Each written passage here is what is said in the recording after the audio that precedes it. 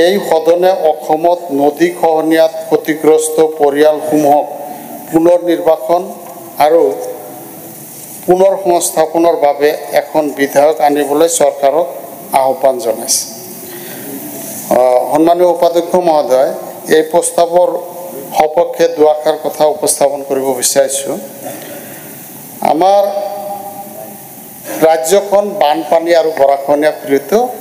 এই কথাখিনি আমি সকলোৱে জানো। আৰু বানৰ ক্ষেত্ৰত ৰাষ্ট্ৰীয় বান আয়োগৰ ৰিপৰ্ট মতে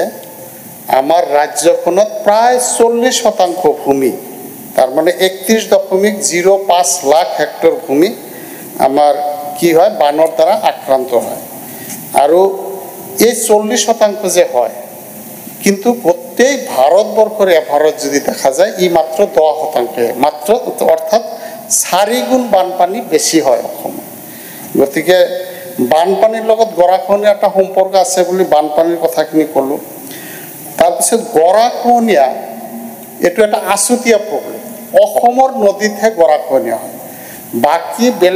বেলেগ ষ্টেটত যদি গৰাখহনীয়া হয়ও কোষ্টেল মানে সাগৰৰ উপকূলসমূহতহে গৰাখহনীয়া হয়। মানে গৰাখহনীয়া তেনেকুৱা সমস্যা একমাত্ৰ অসম বাদে বেলেগ কোনো ৰাজ্যত নাই। গতিকে এই যি গৰাখহনীয়া সমস্যা, এই সমস্যা অসমত ইমানে ভয়াবহ যে 4.27 লাখ হেক্টৰ ভূমি ইতিমধ্যে নদীৰ বুকুত যা গৈছে। তাৰমানে ই ভূমি সম্পদৰ 7.5%, 7.50% ইতিমধ্যে এই মানে ভূমি সম্পদ মানে নদীত যা গৈছে। আৰু প্ৰতি বছৰে অধ্যয়ন মতে, বাৰ আয়োগৰ অধ্যয়ন মতে 8,000 হেক্টৰ ভূমি প্ৰতি বছৰে গৰাখহনীয়াত নদীৰ বুকুত যা যায়। এই যা যোৱাৰ ফলত কি হৈছে, আমাৰ মানে কিছু মানুহ ডিছপ্লেচ হৈছে। কিমান সংখ্যক মানুহ ডিছপ্লেচ হৈছে, কি হৈছে, এই কথাখিনি আমাৰ আজডামাও কিছু ৰেকৰ্ড ৰাখিছে আৰু ব্ৰহ্মপুত্ৰ বৰ্ডৰ ফালৰ পৰাও ৰিপৰ্ট দিয়া হৈছে। ব্ৰহ্মপুত্ৰ বৰ্ডৰ ৰিপৰ্ট মতে 1950 চনৰ পৰা বৰ্তমানলৈকে ৰাজ্যখনত 4,000খন গাঁও হয় আংশিকভাৱে নহ'লে সম্পূৰ্ণভাৱে মানে নদীৰ বুকুত যা গৈছে। ইয়াৰ 1,000খন গাঁও একেবাৰে মানচিত্ৰৰ পৰা বিলুপ্ত হৈছে। আৰু ইয়াৰ পৰা আমি অনুমান কৰিব পাৰোঁ যে অতি কমেও 30ৰ পৰা 40 লাখ মান মানুহ ইতিমধ্যে গৰাখহনীয়াত কি হৈছে, ডিছপ্লেচ হৈছে। আৰু এইটো তথ্যৰ ভিত্তিতহে আমি ক'ব খুজিছোঁ, তথ্য তেনেকৈ কয়। ঠিক তেনেকৈ আমি বিধায়ক হিচাপে নিৰ্বাচিত হোৱাৰ পিছত মোৰ সমষ্টিত দেখা পাওঁ আই নদী, মানা নদী, চম্পাৱতী, ব্ৰহ্মপুত্ৰ নদীত আমাৰ প্ৰায়বোৰ মানে অঞ্চলত গৰাখহনীয়া মানে ডিছপ্লেচমেণ্ট হয়, মানুহ ক্ষতিগ্ৰস্ত হয়। আৰু ইয়াত যে এনেকুৱা যে কেৱল খালি এটা জনগোষ্ঠীৰ মানুহ হৈ আছে তেনেকুৱা নহয়। ৰাজবংশী মানুহ, বড়ো মানুহ, আমাৰ অনুসূচিত জাতিৰ মানুহ, আমাৰ মুছলমান সম্প্ৰদায়ৰ মানুহ, সকলো জাতি জনগোষ্ঠীৰ মানুহ এই মানে গৰাখহনীয়াৰ ফলত ক্ষতিগ্ৰস্ত হৈ মানে আশ্ৰয়হীন হৈ পৰে। এতিয়া মোৰ সমষ্টি ভিত্তিক যদি অলপ ক'ব খোজোঁ তেনেহ'লে আই নদীৰ গৰাখহনীয়াত হাপাচাৰা, চক্ৰভূম, ভাণ্ডাৰা, বালাৰপেট, বাঁশবাৰী, টেণ্টৰপুৰ, হালদিবাৰী, কাছাৰীপেটি, সন্তোষপুৰ, ধলাগাছা, ঘোঁৰামাৰা, ভাৰালিপাৰা, ক্ষুদ্ৰখোৱা, মেৰেশ্বৰ, ডুবাচুৰি, লতিবাৰী, বৰজানা আদি গাঁৱত প্ৰতি বছৰে ভালে সংখ্যক পৰিয়াল নিজৰ ঘৰ বাৰী হেৰুৱাই আহিছে। ঠিক তেনেকৈ মানা নদীৰ কাৰণে আমাৰ ভাণ্ডাৰা, বাঁশবাৰী, গণবন্যা, বাংলাপাৰা, নাম্বাৰপাৰা, গোলাপাৰা, মাত্ৰাগোলা, বালাৰচৰ, কাৰিগোলা, বলৈচালা আদি গাঁৱত কিছু সংখ্যক মানে পৰিয়ালে আশ্ৰয়হীন হৈ পৰে গৰাখহনীয়াৰ ফলত। তেনেকৈ চম্পাৱতী নদীখনো আছে, নতুনকৈ ছিজন গ্ৰাম সমষ্টিত অন্তৰ্ভুক্ত হৈছে। ODB জিপিৰ কেইবাখনো গাঁও মানে আমাৰ এই চম্পাৱতী নদীৰ গৰাখহনীয়াৰ ফলত মানে প্ৰতি বছৰে 2, 4, 10, 20 ঘৰমান মানুহ আশ্ৰয়হীন হৈ পৰে। ঠিক ব্ৰহ্মপুত্ৰৰ নদীৰ কাৰণে মালেগড়, যোগীগোপা, ODB, পূব মাজাৰালগা আৰু পশ্চিম মাজাৰালগা আদি গাঁও পঞ্চায়তত প্ৰতি বছৰে গৰাখহনীয়া সংঘটিত হয়। তেতিয়া গৰাখহনীয়াৰ এনেকুৱা ভয়াৱহতা ৰাজ্যখনত লগতে মোৰ সমষ্টিটো যেনে এনেকুৱা ধৰণৰ ভয়াৱহতা গৰাখহনীয়াৰ ফলত কি হয় প্ৰতি বছৰে বহু সংখ্যক পৰিয়াল ঘৰ বাৰী নিশ্চিন্ন হৈ যায় আশ্ৰয়হীন হৈ পৰে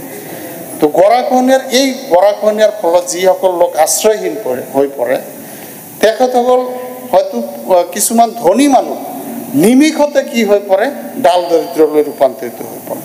তাৰ ফলত তেওঁলোকৰ খালি আৰ্থিকভাৱে জুৰুলা নহয় পথৰ ভিখাৰীয়ে নহয়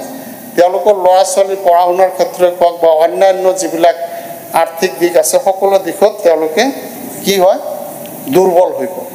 আমাৰ বঙাইগাঁও জিলাতে 2016 চনৰ পৰা প্ৰায় 25,000 পৰিয়াল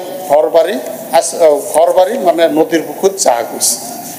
ইয়াৰে কিছু সংখ্যকে সামান্য পৰিমাণৰ চৰকাৰী অনুদান লাভ কৰিবলৈ সামৰ্থ হয় আৰু বেছি সংখ্যকে নাপায় এতিয়া কথা হৈছে যে আমি কিয় বিধায়ক পাছ কৰা বিধায়ক আনাৰ কাৰণে চিন্তা মানে দাবী উত্থাপন কৰিছোঁ বা প্ৰস্তাৱ আনিছোঁ আমাৰ ৰিহেবিলিটেশ্যন পলিচি 2020 আছে হয়তো মিনিষ্টাৰে উত্তৰত সেই কথাষাৰ ক'ব যে আমাৰ পলিচিটো আছে 2002 চনৰ 2020 তাৰ দ্বাৰাইতো আমি সমস্যাখিনি সমাধান কৰিব পাৰোঁ কিন্তু কোনো ধৰণৰ সমস্যা এই আশ্ৰয়হীনসকলক আশ্ৰয় প্ৰদান কৰাৰ কাৰণে কোনো ধৰণৰ সমস্যা সমাধান হোৱা নাই এনেকুৱা ক্ষেত্ৰত আমাৰ এই যে মানুহবিলাক যে মানে ডাল দৰিদ্ৰ হৈ পৰে তেওঁলোক যে মানে আশ্ৰয়হীন হৈ পৰে তেওঁলোকক আমি আইনীভাৱে আশ্ৰয় দিয়াৰ কাৰণে আমি দায়বদ্ধ তাৰ কাৰণ ভাৰতবৰ্ষৰ সংবিধানৰ আৰ্টিকল 21 মতে আশ্ৰয় অধিকাৰ মানে right to shelter is a fundamental right মৌলিক অধিকাৰ আশ্ৰয়ৰ অধিকাৰটো যিকোনো ব্যক্তিৰ কাৰণে এটা মৌলিক অধিকাৰ গতিকে সেই মৌলিক অধিকাৰ যে আমাৰ মৌলিক অধিকাৰৰ পৰা যে আমাৰ মানে অসমবাসী ৰাইজ গৰাখহনীয়াত ক্ষতিগ্ৰস্ত হৈ পৰা মৌলিক অধিকাৰৰ পৰা যে বঞ্চিত হৈ আছে সেই মৌলিক অধিকাৰক আমি সাব্যস্ত কৰাৰ কাৰণে আইনী অধিকাৰ দিয়াৰ কাৰণে প্ৰচেষ্টা হ'ব লাগে গতিকে আমি আৰ্টিকল 21 যেহেতু এক মিনিটত শেষ হৈ গৈছে আৰ্টিকল 21 যেহেতু আশ্ৰয়ৰ অধিকাৰক মৌলিক অধিকাৰ হিচাপে গণ্য কৰা হৈছে উচ্চতম ন্যায়ালয়ৰ কেইবাটাও জাজমেণ্টত এই কথা দোহাৰিছে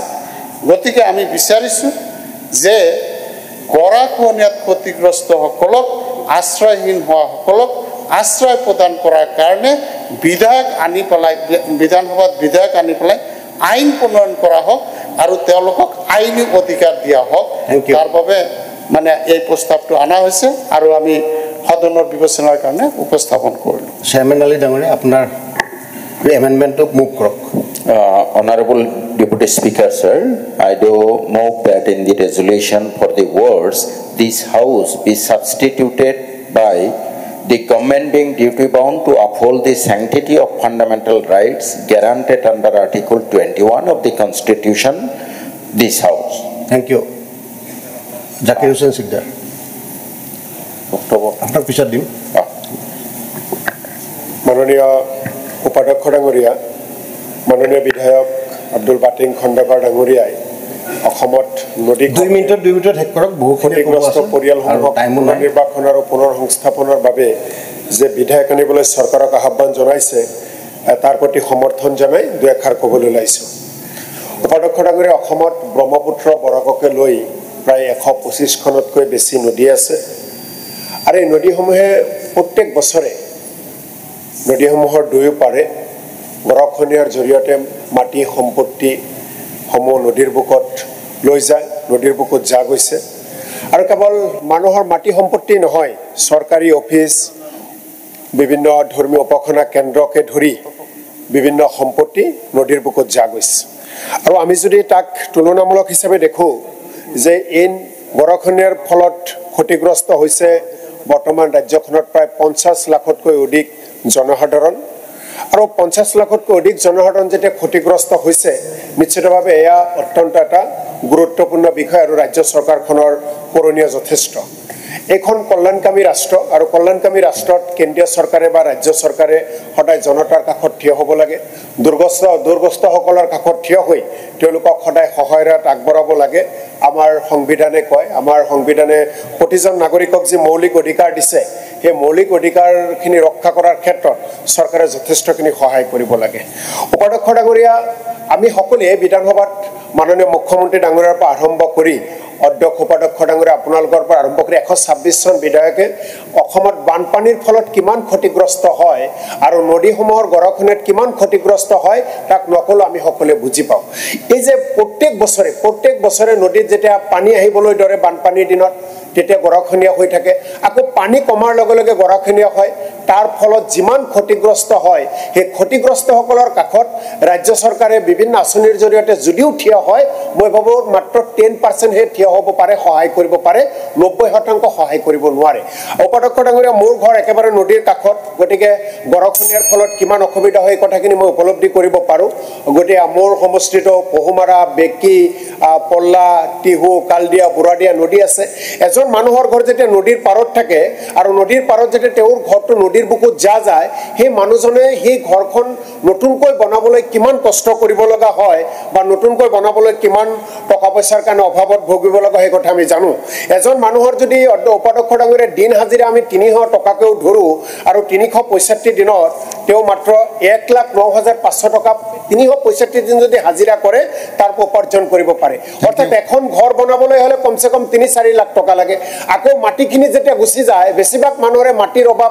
কম মাটিৰ থকা মানুহৰ সম্পত্তি আছে গতিকে সেই মানুহখিনি মাটি ক্ৰয় কৰিব লাগে ঘৰ দিব লাগে তাৰ কাৰণে তেওঁলোকে অঘুৰি হৈ যায় আৰু অঘুৰি হৈ সেই মানুহখিনি বিভিন্ন অঞ্চলত গৈ বসবাস কৰে আৰু কেতিয়াবা সেই মানুহখিনিক বিদেশী বাংলাদেশী বুলি বহুতে দাবী উত্থাপন কৰে গতিকে উপাধ্যক্ষ ডাঙৰীয়া মই আপোনাক এটা অভিজ্ঞতা কওঁ যে মই যেতিয়া প্ৰথম বিধায়ক হলো বৰপেটা জিলালৈ কেন্দ্ৰীয় চৰকাৰৰ পৰা এটা প্ৰতিনিধি দল আহিছিল বানপানী আৰু গৰাখহনীয়াৰ অৱস্থা বুজ ল'বলৈ মই যেতিয়া গৰাখহনীয়াৰ কথা তেওঁলোকক বুজাবলৈ চেষ্টা কৰিছিলো কেন্দ্ৰীয় চৰকাৰৰ প্ৰতিনিধি দলে ইৰোশ্যন কি গৰাখহনীয়া কি তেওঁলোকে বুজি নাপায় কেৱল বানপানী বুজি পায় গতিকে আমি দেখিছো এছডিএফ এনডিএফৰ জৰিয়তে বানপানী বা ক্ষতিগ্ৰস্তসকলৰ কাষত তেওঁলোকে বিভিন্ন ফাণ্ড দিয়ে কিন্তু সেইখিনি যথেষ্ট নহয় কেন্দ্ৰীয় চৰকাৰৰ পৰা ৰাজ্য চৰকাৰে বানপানী আৰু গৰাখহনীয়াৰ কাৰণে যিখিনি পুঁজি পায় সেই পুঁজিৰে কেতিয়াও গোটেই গৰাখহনীয়া বা বানপানীৰ যিখিনি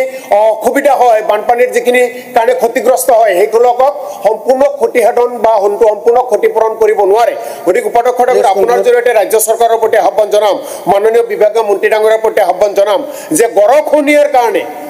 ইৰোশ্যন ৰোধ কৰাৰ কাৰণে এই ৰাজ্য চৰকাৰখনে বিশেষ এটা বিধায়ক আনিব লাগে আৰু কেন্দ্ৰীয় চৰকাৰৰ ফালৰ পৰা বা ৰাজ্য চৰকাৰৰ বাজেটৰ পৰা পুঁজি ধাৰ্য কৰিব লাগে কাৰণ গৰাখহনীয়া কেনেকুৱা কি 10 ছেকেণ্ড গৰাখহনীয়াৰ ফলত একেবাৰে মুহূৰ্তৰ ভিতৰত জমিদাৰক একেবাৰে ফকিৰ বনায় মাননীয় উপাধ্যক্ষ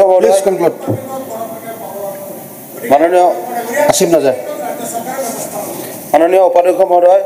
মোৰ সতীৰ্থ শ্ৰী আব্দুল বাতিন খণ্ডগাৰ ডাঙৰীয়াই গৰাখহনীয়া ক্ষতিগ্ৰস্ত পৰিয়ালক পুনৰ্বাহন আৰু সংস্থাপনৰ ওপৰত যি সংকল্প প্ৰস্তাৱ আনিছে তাৰ সমৰ্থনত মই দুহামান ক'ব বিচাৰিছোঁ মাননীয় উপাধ্যক্ষ মহোদয় আমি সকলোৱে জানো যে বসুমতা আৰু ইয়াৰ উপনৈসমূহে গৰাখহনীয়াৰ কাৰণে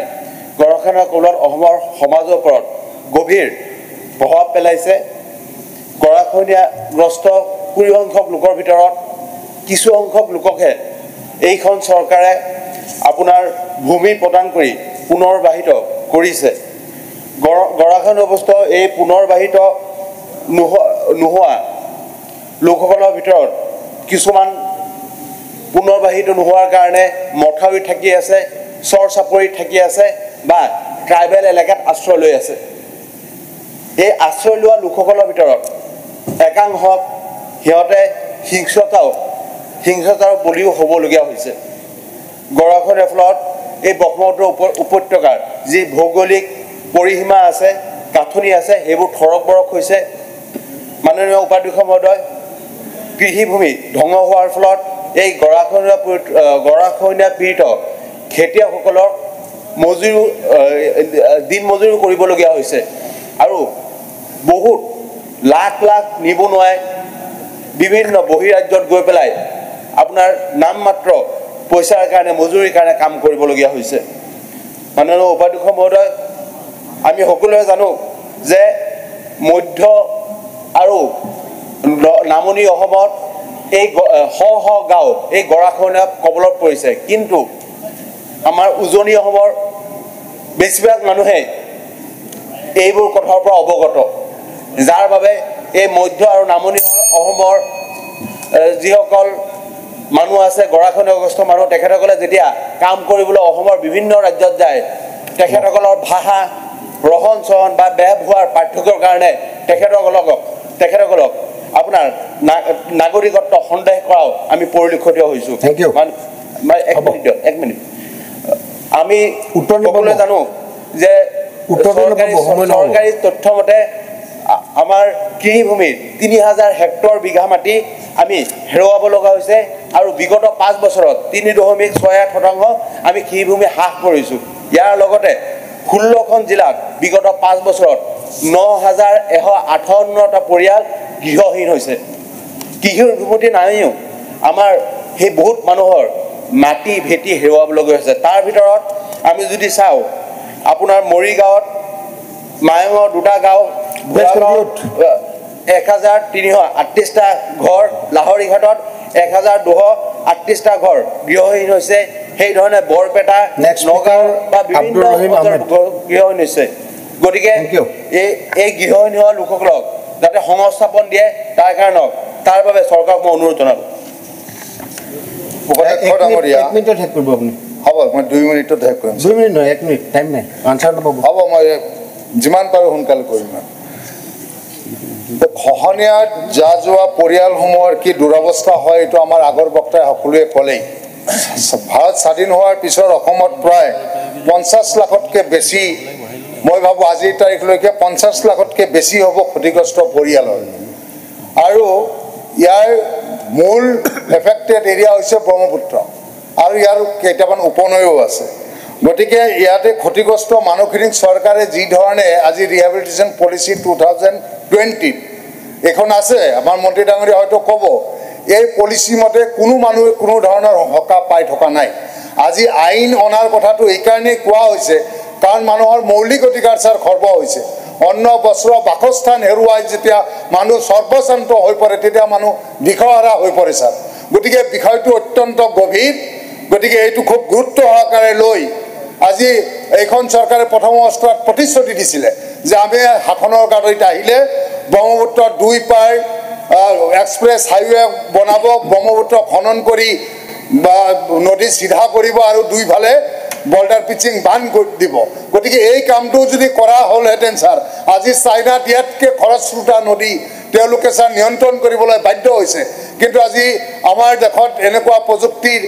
কোনো ধৰণৰ প্ৰয়োগ আমি দেখিবলৈ পোৱা নাই এইটো অত্যন্ত দুৰ্ভাগ্যৰ কথা মই ভাবোঁ যদি ব্ৰহ্মপুত্ৰৰ 2 পাৰ বান্ধি আৰু খহনীয়া প্ৰতিৰোধ কৰাৰ কামটো যদি চৰকাৰে কৰে আধা ইৰোশ্যন প্ৰব্লেম যিটো ক্ষতিগ্ৰস্ত পৰিয়াল ইয়াতে সকাহ পাব গতিকে মই শেষত কেৱল এটা অনুৰোধ কৰিম যে আমাৰ যিটো ৰিহেবিলিটেশ্যন পলিচি আছে এই পলিচিটো সংশোধন কৰি অতি কমেও বাসস্থান হেৰুৱা পৰিয়ালক অতি কমেও 2 বিঘাকৈ মাটি ঘৰ কৰাৰ কাৰণে আৰু 7 বিঘাকৈ মাটি খেতি কৰাৰ কাৰণে দিয়াৰ ব্যৱস্থা কৰি অতি ক্ষীপ্ৰতাৰে চাৰ্টিফিকেটটো যাতে পায় ক্ষতিগ্ৰস্ত পৰিয়ালে এই চাৰ্টিফিকেট পোৱাৰ ক্ষেত্ৰতো বিভিন্ন বাধা বিভিন্ন হেমাহি কৰে এই বিষয়টো গুৰুত্ব সহকাৰে ল'ব বুলি মই দুটামান কথা ব্যক্ত কৰি বক্তব্য শেষ কৰিছোঁ ধন্যবাদ মাননীয় উপাধ্যক্ষ মহোদয় গৰাখহনীয়াৰ ভয়াৱহতা সম্পৰ্কে আমাৰ মাননীয় সদস্যসকলে ক'লে আৰু আইন অনাৰ কথা কৈছে মই আইন অনাৰ পক্ষপাতিতকৈ আমাৰ যিখিনি প্ৰভিজন আছে ক'ব খুজিছে সেইখিনি ইমপ্লিমেণ্ট হোৱা নাই এতিয়া গৰাখহনীয়াত আমাৰ গোটেই অসমত 30-40 লাখ পৰিয়াল চৰকাৰী হিচাপ মতেই তেওঁলোকে মাটি বাৰী সকলো হেৰুৱালে মোৰ সমষ্টিত অকল বাগবৰ সমষ্টিত 2015 চনৰ পৰা 20 চনলৈ 7,552টা পৰিয়াল চৰকাৰী তথ্যমতে তেওঁলোকে গৃহহীন হৈ গ'ল মাটি বাৰী সকলো গ'ল কিন্তু চৰকাৰীভাৱে আজিলৈ গৰাখহনীয়াত ক্ষতিগ্ৰস্ত পৰিয়ালক এটকাৰো সাহায্য দিয়া নাই ফ্লাডৰ নামত দিছে গৰাখহনীয়াত ক্ষতিগ্ৰস্ত মানুহক দিয়া নাই কিন্তু এই গৰাখহনীয়াত ক্ষতিগ্ৰস্ত মানুহক সহায় কৰিবৰ কাৰণে আমাৰ ব্যৱস্থাও আছে কিন্তু it is the lack of willingness এতিয়া মই মাননীয় উপাধ্যক্ষ মহোদয় বাজেট প্ৰভিজন কেইটামান ক'ব খুজিছোঁ 2015-16 5 কোটি টকা বাজেটত ধৰা হৈছিলে এই গৰাখহনীয়াত ক্ষতিগ্ৰস্ত মানুহক মানে সংস্থাপনৰ কাৰণে 2018-19 10 কোটি বাজেটত ধৰা হৈছিলে 2019-20 1 কোটি টকা বাজেটত ধৰা হৈছিলে আৰু 2020-21 15 ফাইনেন্সে গৰাখহনীয়াত গৃহহীন মানুহক সংস্থাপনৰ কাৰণে 200 কোটি টকা দিছিলে কিন্তু এটকাও খৰচ হোৱা নাই এটো sir reply government reply there is a provision for providing rehabilitation grant to the erosion affected families as the erosion moi mobar mane amendment apuni amendment anise mobar as the erosion had been notified as state specific disaster in this regard all deputy commissioners under the state of Assam have been delegated financial power for according sanction of RG to the erosion affected families as per SDRF norms. However, no such proposal has been received by this department from Deputy Commissioner Borpeta since 2005. Ajiloi Deputy Commissioner bure kono prostave diya nai boli iat ase. Prostav aru manoniya upadhyakshya mohodoy amar sorkaror eta circular ase 2010 sonor allotment of land to the eligible river eroded families of shore areas chairman ADC member secretary circle officer member local amendment to ki lage etu kok aru 2010 sonor porai erosionot ক্ষতিগ্রস্ত মানুহখিনিক land diar provision ase টকা বাজেটত ধৰা হয় কিন্তু বাস্তৱত কাম নহয় মাননীয় উপাধ্যক্ষ মহোদয় এটো আইনতকৈ ডাঙৰ বস্তু হল আমাৰ fundamental right This violates Article 21 of our Constitution. Next. This violates Article 21A of our Constitution. This violates the Article 1 and 3 of the Universal Declaration of Human Rights 1948 to which India is a signatory. Aru answer to lagibo na lagibo sir time nai adha minute adha minute aru Supreme Court e bare bare koisi stress dise je the fundamental rights are in the core value and the bedrock of our constitution there can be no compromise with the citizens fundamental rights tar pisot amar ei fundamental rights violate hoy ase ei kothatur uporot gurutto di manoniya montri mohodoyok onurodh janam je jikini provision ase ইয়াতে সরকারি circular মাটি দিব পারে please conclude টকা আছে দিব পারে implement কৰিবলৈ অনুৰোধ জনাই মই সামৰি আশা বলে 1 মিনিট মাননীয় কথাখিনি কি ক'ব লাগে 1 মিনিট এই গুৰুত্বপূৰ্ণ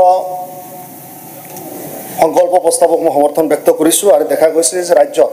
যেটো গৰাখহনীয়া আৰু গৰাখহনীয়াৰ পৰত উদ্বাস্তু হোৱা মানুহৰ সংখ্যা দিনক দিনে ক্ৰমশ বাঢ়িবলৈ লৈছে 1950 চনৰ পৰা বৰ্তমানলৈকে যদি দেখা যায় আমি হেওতিয়া অসমৰ ভূমি নীতিৰ 2019ত যি তথ্যৰ দুদিদি কৈছে যে 1950 চনৰ পৰা প্ৰায় 7000 বৰ্গ কিলোমিটাৰ মাটি ইতিমধ্যে গৰাখহনীয়াত বিভিন্ন নদীত যা গৈছে এই তথ্য বেচৰকাৰী হিচাপত আৰু অধিক মহোদয় এই যে গৰাখহনীয়াৰ ফলত যা যোৱা মানুহখিনি এই মানুহখিনি ক'ত যায় কেনেকৈ থাকে কি ধৰণে থাকে এই বিষয়ে চৰকাৰৰ ওচৰত কোনো হদিছ বা হিচাপ নাই মহোদয় যি চৰকাৰে ষ্টেটিষ্টিকেল ৰিপৰ্টত অসমত কিমান সংখ্যক গৰু ছাগলী আৰু কুকুৰা আছে হাঁহ আছে তাৰ হিচাপ এই চৰকাৰৰ ওচৰত থাকে মহোদয় অতি দুৰ্ভাগ্য আৰু পৰিতাপৰ বিষয় যে প্ৰতি বছৰে গৰাখহনীয়াগ্ৰস্ত হোৱা পৰিয়ালৰ তথ্য এই চৰকাৰৰ ওচৰত নাথাকে মহোদয় আজিৰ এই প্ৰস্তাৱৰ লগত মই কথাটো সংযোজন কৰিব বিচাৰিছোঁ যে এই চৰকাৰৰ এই বিভাগে প্ৰতিটো গাঁৱত যিমান গাঁও এতিয়ালৈকে প্ৰায় 3000তকৈ অধিক গাঁও যিসমূহ গাঁও ইতিমধ্যে গৰাখহনীয়াত যা গৈছে আৰু বৰ্তমানো যা যাবলৈ লৈছে তাৰ হিচাপ তাৰ এটা একাউণ্টছ তেওঁলোকে মেইনটেইন কৰিব আৰু যিসকল গৰাখহনীয়াত ক্ষতিগ্ৰস্ত হয় তেওঁলোককো থ্যাংক ইউ ক্ষতিপূৰণৰ ব্যৱস্থা কৰিব মহোদয় দেখা গৈছে চৰকাৰে বিভিন্ন সময়ত ভূমিনীতি গ্ৰহণ কৰিছে 1942 চনত 43 চনত স্বাধীনোত্তৰ কালত ভূমিনীতি গ্ৰহণ কৰিছিল স্বাধীনতাৰ পিছত 1972 চনত 1989 চনতো ভূমিনীতি গ্ৰহণ কৰিছিল দেখা গৈছে মহোদয় যে 1943 চনৰ ভূমিনীতিটো গৰাখহনীয়াগ্ৰস্ত মানুহৰ কাৰণে ভূমি আবণ্টন দিয়াৰ ব্যৱস্থা ৰখা হৈছিল মহোদয় দেখা গৈছে যে 1972 চনৰ ভূমিনীতিটো গৰাখহনীয়াগ্ৰস্ত মানুহক অগ্ৰাধিকাৰৰ ভিত্তিত ভূমি আবণ্টন দিয়াৰ কথা কৈছিল কিন্তু দুৰ্ভাগ্য আৰু পৰিতাপৰ বিষয় 2019 চনৰ ভূমি নীতিত সেই বিষয়সমূহৰ উল্লেখ বহুত পৰিমাণে কি লাগে এটো আমি দেখিছো মহোদয় যে চৰকাৰৰ ওচৰত ৰিহেবিলিটেশ্যন পলিচি আছিল চৰকাৰৰ ওচৰত আপুনি কি বিচাৰে এটো কথাটো নকয় কি মই কম ক্লিয়াৰ কৰিছো আৰু এটা মিনিট সময় আৰু ক্লিয়াৰ কৰিবলৈ নাই আনসাৰ কৰিবলৈ chief minister special rehabilitation programme আৰু সেই ৰিহেবিলিটেশ্যন প্ৰগ্ৰামৰ জৰিয়তে গৰাখহনীয়া পীড়িত ব্যক্তিসকলক ক্ষতিপূৰণ আৰু তেওঁলোকক বসবাস কৰিবলৈ যি এডোখৰ ভূমি হলেও দিয়াৰ ব্যৱস্থা কৰা হওক মাননীয় উপাধ্যক্ষ মহোদয় আজি এটা গুৰুত্বপূৰ্ণ বিষয়ে উত্থাপন কৰিছে যে বানপানীত যিসকল গৰাখহনীয়া বিধ্বস্ত হৈছে তেখেতসকলৰ পুনৰ সংস্থাপনৰ কাৰণে এখন আইন আনিব লাগে মই কেইটামান কথা আপোনালোকক দাঙি ধৰিবলৈ বিচাৰিছোঁ যে এটা সময়ত হয়তো প্ৰয়োজন আছিল কিন্তু আজিৰ দিনটোত কিয় প্ৰয়োজন নাই যে আমাৰ যেতিয়া কেইবাটাও বিষয়ত তেখেতসকলে দাঙি ধৰিছে মই আটাইখিনি কথা হয়তো সময় নহ'ব সময় খুব কম আছে পঞ্চায়ত যি বিত্ত আয়োগে যেতিয়া NDRFৰ অধীনত খহনীয়া ক্ষতিগ্ৰস্ত লোকসকলৰ পুনৰ সংস্থাপনৰ বাবে পুঁজিৰ নিৰ্দিষ্ট ব্যৱস্থা কৰিছে আৰু উক্ত পৰামৰ্শ ভাৰত চৰকাৰে গ্ৰহণ কৰিছে আৰু পঞ্চায়ত বিত্ত আয়োগৰ সেই অনুসৰি ভাৰত চৰকাৰে NDRFৰ অধীনত খহনীয়া ক্ষতিগ্ৰস্ত লোকসকলৰ পুনৰ সংস্থাপনৰ নীতি আমি 2020-2024 যোৱা 2020-2024 ভাৰত চৰকাৰে ইয়াৰ ভিত্তিত যিখিনি নীতি নিৰ্দেশনা কৰিছে এই নীতি নিৰ্দেশনাখিনি আপোনালোকে নিশ্চয় অৱগত হৈছে নীতি নিৰ্দেশনাত দুটা কথা অতি ক্লিয়াৰলি স্পষ্ট মানে অতি স্পষ্টভাৱে কোৱা হৈছে যে এটা খহনীয়া প্ৰতিৰোধ কৰিবলৈ প্ৰশমন ব্যৱস্থা NDMF নেশ্যনেল ডিজাষ্টাৰ মিটিগেশ্যন ফাণ্ড আনটো হৈছে খহনীয়াৰ ফলত ক্ষতিগ্ৰস্ত তথা স্থানচ্যুত লোকসকলৰ পুনৰ সংস্থাপন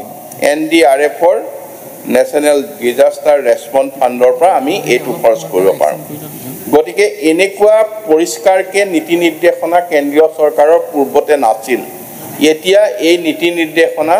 স্পষ্টভাৱে হৈছে যিখিনি নীতি নিৰ্দেশনা আপোনালোকে এখন আইন আনি বিচাৰিছে আমাৰ চেয়াৰমান আলী ডাঙৰীয়াই কৈছে এক্সিষ্টিং কথাখিনি কৰিলেই বহুতখিনি হয় বুলি এতিয়া কথা হ'ল কি তাৰ উপৰিও মই এটা ভাল খবৰ দিবলৈ বিচাৰিছোঁ পঞ্চায়ত বিত্ত আয়োগে ৰাষ্ট্ৰীয় পৰ্যায়ত অসম বিহাৰ উৰিষ্যা আৰু পশ্চিমবংগৰ কাৰণে এই যিসকল লোকক পুনৰ সংস্থাপিত কৰিব লাগে তাৰ কাৰণে 1000 কোটি টকা আগবঢ়াইছে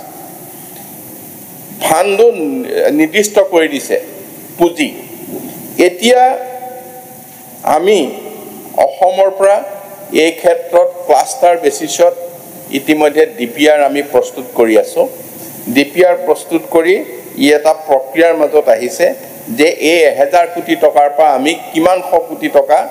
অসমৰ এই পুনৰ সংস্থাপনৰ কাৰণে আনিব পাৰোঁ আমি 50টা ঘৰৰ একোটাকে ক্লাষ্টাৰ কৰিব বিচাৰিছোঁ য'ত আমি 50 ঘৰ মানুহক একেলগে সংস্থাপিত কৰিম আৰু 50 ঘৰক অন্যান্য কমন ফেচিলিটিবিলাক তাত যাতে আমি দিব পাৰোঁ এই আটাইখিনি কৰি এতিয়া চূড়ান্ত পৰ্যায়লৈ DPRখন প্ৰায় আহিছে আৰু তাৰ পিছত আমি যথেষ্টখিনি লোকৰ আমিতোতো এতিয়া প্ৰস্তুত কৰোঁতে 417টা ক্লাষ্টাৰ ভাবিছোঁ তেতিয়াহ'লে সেইখিনি যদি 2050টাকে হয় বহুত হাজাৰ হিচাপত ঘৰ হ'ব কিন্তু মই ইমানখিনি হয়তো চেংচন হ'ব নহ'ব সেইটো বেলেগ কথা কিন্তু ইয়াতোতো 1000 কোটিটো আমি 200 300 400 কোটিটো আমাৰ ভাগলৈ আনিব পাৰিম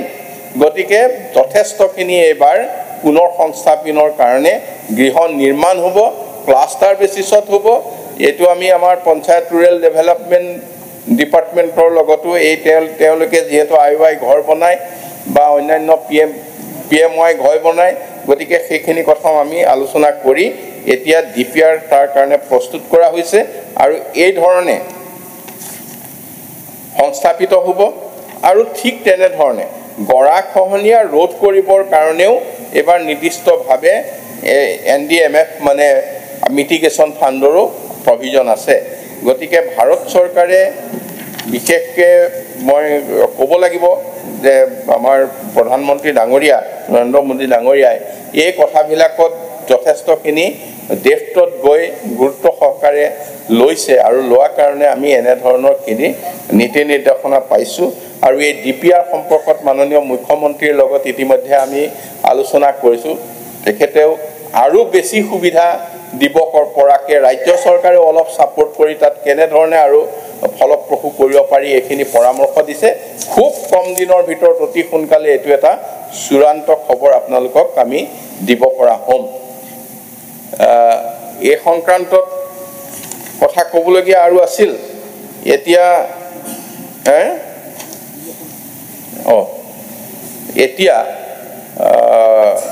এতিয়া ধৰক বানপানী আৰু গৰাখহনীয়া এই গোটেই কথাটোত আমি যদি ভাবোঁ নদীৰ ওচৰলৈ আমি গৈ আছোঁ নে নদী আমাৰ ওচৰলৈ আহি আছে গতিকে এই কথাটো চৰৰ মাজত আমি আছোঁ নে চৰৰ গতিকে সমস্যাটোতো মানে শেষ নোহোৱা ধৰণে যদি বাঢ়ি গৈ থাকে এইবিলাকতো শেষ নহ'বগৈ নহয় গতিকে সেই কথাখিনি আমিও কিছু কথা চিন্তা কৰিব লাগিব আৰু লাগিলে এইটো মানে প্ৰব্লেমটো নেভাৰ এণ্ডিং নহ'ব তেতিয়া গতিকে নেভাৰ এণ্ডিং নোহোৱাকৈ আমি আগবাঢ়ি যাব পাৰিলে ভাল সন্মানীয় বিধায়কসকলে সেইখিনিত নিজৰ নিজৰ জাগাত যদি এটা সহযোগিতা আগবঢ়ায় আমি সেই ধৰণে আগবাঢ়িবলৈ গতিকে সহযোগিতা বিচাৰি মই ধন্যবাদ জনাই আৰু গভৰ্ণমেণ্ট বিজনেছৰ কাৰণে টাইমটো অকণ বঢ়াই লৈছোঁ ছাৰ এটা আপুনি কণ্টিনিউ কৰিব পাৰে মই জাষ্ট এটা মন্ত্ৰী মহোদয়ক মানে জনাব খুজিছোঁ যে গৰাখহনীয়াত গৃহহীন মানুহৰ যিটো লিষ্ট বিচাৰিছে আমাৰ বহুতো অফিচত লিষ্টবোৰ নাই এতিয়া ধৰক আজিৰ পৰা মোৰ সমষ্টিত ধৰক 10খন গাঁও গুচি গৈছে নাইয়ে মই চাৰ্কল অফিচ বা DC অফিচত কৈছোঁ যে সেই 10খন গাঁও ভোটাৰ লিষ্টটো আছে সেইবোৰ নাম আপোনালোকে ধৰক কাৰণ গাঁওবোৰতো গুচি গ'ল তে মন্ত্ৰী মহোদয়ক মই এটা অনুৰোধ জনাব খোজোঁ এই যে ৰেকৰ্ড নাই চাৰ্কল অফিচত তাৰ কাৰণে এটলিষ্ট ভোটাৰ লিষ্ট চাই পেলাই যে মোৰ বৰলি গাঁওখন নাইয়ে বৰলি গাঁৱততো এটা সময়ত ভোটাৰ আছিলে সেই ভোটাৰবোৰক বেনিফিচিয়াৰী হিচাপে গণ্য কৰিব লাগে এনেকুৱা চবতে হ'ব এই বস্তুটো নহয় উপাধ্যক্ষ মহোদয় মাটিৰ ৰেকৰ্ড থাকিব লাগিব নহয় মোৰ মাটি গৈছে মই উচ্ছন হৈ গ'লোঁ গতিকে মোৰ মাটিৰ ৰেকৰ্ডটো চাইহে মোৰ পুনৰ সংস্থাপন হ'ব গতিকে সেই কথাটো নিশ্চয় মাটি যদি সেই ৰেকৰ্ডত থকা মাটি তাৰ পৰা গুচি গৈছে তেতিয়াহ'লে নিশ্চয় সেইখিনি মানুহে তাত পুনৰ সংস্থাপনৰ তালিকাত অন্তৰ্ভুক্ত হ'ব ইয়াতে এটা কথা আছে ছাৰ মানে আমাৰতো চহৰ অঞ্চলতো মাটিৰ পট্টাই নাই মোৰ আনকি কাইম অঞ্চল সত্ৰখনৰা গোটেই NC ভিলেজ 40,000 পপুলেশ্যন এতিয়া ভোটাৰ লিষ্টত নাম আছে মানে তেওঁলোক তাততো ক'ৰবাত আছে নথকাকৈ কেনে এতিয়া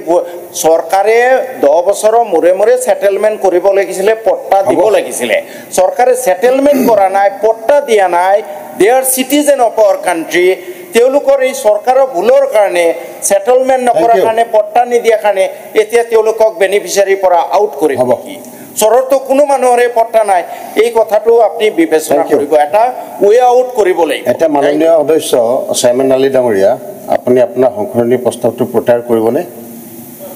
এই অনুৰোধ জনাই মাননীয় মন্ত্ৰী মহোদয়ে অলপ হাতেৰে ইংগিত দিছে পজিটিভ ৰেছপন্স কৰিব যেন লাগে মানৱীয়তাৰ দৃষ্টিভংগীৰে চাই অলপ আউট অফ বক্স চিন্তা কৰি সমাধান কৰিব বুলি বিশ্বাস ৰাখি মই সংশোধনী প্ৰস্তাৱ যিহেতু মাননীয় সদস্য চেয়াৰমেন আলী আহমেদ ডাঙৰীয়া সংশোধনী প্ৰস্তাৱ প্ৰত্যাহাৰ কৰিছে গতিকে উক্ত প্ৰস্তাৱটো প্ৰত্যাহাৰ কৰা সদনৰ সন্মতি আছেনে যিসকল সদস্য সপক্ষে আছে কওক হয় যিসকল বিপক্ষে আছে কওক নহয় মই ভাবোঁ হোৱাৰ অপেক্ষা সংশোধনী প্ৰস্তাৱটো প্ৰত্যাহাৰ কৰা হ'ল এতিয়া সংশোধনী প্ৰস্তাৱটোলৈ অহা প্ৰশ্নটো হ'ল যে মাননীয় সদস্য চেয়াৰমেন আলী ডাঙৰীয়াই এইটো উইড্ৰ কৰিলে ঠিক আছে আব্দুল মতিন ডাঙৰীয়া আপুনি আপোনাৰ সংকল্প প্ৰস্তাৱটো প্ৰত্যাহাৰ কৰিবনে আমাৰ মন্ত্ৰী মহোদয়ে যি ধৰণে এইবাৰ কাম কৰিব যেন লাগিছে ৰিহেবিলিটেশ্যন পলিচি 2020 সাপেক্ষে কোনো ধৰণৰ কাম অসমত হোৱা নাই আমাৰ জিলাখনতো হোৱা নাই আমাৰ জিলাত যোৱা 10টা বছৰত কমেও 25ৰ পৰা 30,000 লোক গৃহহীন হৈছে কিন্তু কোনেও তেনেকুৱা ধৰণৰ বেনিফিট পোৱা নাই আৰু এই প্ৰক্ৰিয়াটো জনপ্ৰতিনিধিসকলৰ যাতে মানে ইনভলভমেণ্ট থাকে তাৰ কাৰণে নিশ্চিত কৰিব আৰু ৰিহেবিলিটেশ্যন পলিচি 2020 যেটো পলিচিটোৱে যদি আগবঢ়াই লৈ যায় সেই পলিচিত প্ৰভিজনবিলাক বেয়া নহয় ভালে আছে গতি সেইমতে আগবঢ়াই লৈ গ'লে হয়তো আইনৰ প্ৰয়োজন নপৰিব পলিচি মতে কাম হোৱা নাই কাৰণে আইনৰ কথা মানে চিন্তা কৰা হৈছিল আৰু যদি প্ৰয়োজন সাপেক্ষে যদি ফাণ্ডৰ কোনো অসুবিধা হয় তেনে মই ভাবোঁ যে এই বিধানসভাৰ পৰা সৰ্বদলীয় এটা প্ৰতিনিধি দিল্লী চৰকাৰক দিল্লী কেন্দ্ৰীয় চৰকাৰক হেঁচা দিয়াৰ কাৰণে পঠিয়াৰ ব্যৱস্থা কৰিলেও ভাল তাৰ কাৰণ গৰাখহনীয়া সম্পৰ্কে দিল্লী লেভেলত অলপ জানকাৰীটো কম মানে তেওঁলোকৰ জানিবলগীয়া কম আছে আৰু এটা বস্তু মই মানে ক'ব বিচাৰিছোঁ যে কিছুমান পৰিয়ালক মানে আমি লগে লগে আশ্ৰয় দিব নোৱাৰোঁ বা পুনৰ সংস্থাপন দিব নোৱাৰোঁ গতিকে এটা পৰিয়াল যেতিয়াই মানে স্থানান্তৰিত হয় ডিসপ্লেসড হয় ক্ষতিগ্ৰস্ত হয় লগে লগে যাতে ৰেভিনিউ ডিপাৰ্টমেণ্টৰ পৰা তেওঁলোকক ডিসপ্লেসমেন্ট সাৰ্টিফিকেট দিয়াৰ কাৰণে এটা ব্যৱস্থা কৰা হয় এইখিনি আশা ৰাখি আৰু যি ধৰণে মন্ত্ৰী মহোদয়ে কৰিলে সেইখিনি যাতে বাস্তৱত ৰূপায়িত হয় তাৰ আশা ৰাখি পেলাই মোৰ প্ৰস্তাৱটো মই উদ্ধ কৰিছোঁ যেহেতু মাননীয় সদস্য আব্দুল বাতিন খণ্ডকাৰ সংকল্প প্ৰস্তাৱটো প্ৰত্যাহাৰ কৰিছে গতিকে উক্ত প্ৰস্তাৱ প্ৰত্যাহাৰ কৰা সদনৰ সন্মতি আছেনে যিসকল সদস্য সপক্ষে আছে কওক হয় যিসকল বিপক্ষে আছে কওক নহয় মই সংকল্প প্ৰত্যাহাৰ কৰা হ'ল